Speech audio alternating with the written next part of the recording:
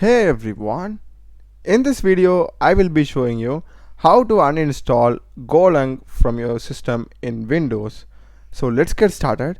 So first thing, just go to search and type control panel. You'll be getting this, open it, and in the control panel click on programs and features, and here you'll be having the search option.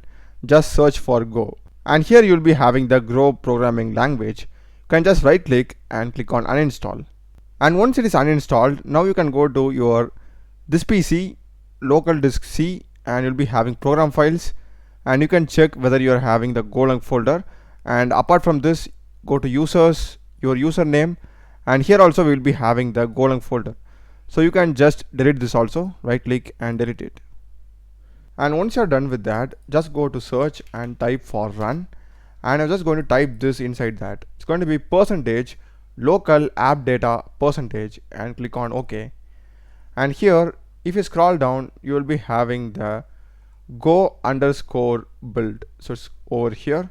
So you can just right click and delete this also. So that's it guys. Do check the playlist of my channel. I've done a lot of videos in programming, AI tools, OpenAI, Sora. Check the playlist, subscribe me. Thanks for watching.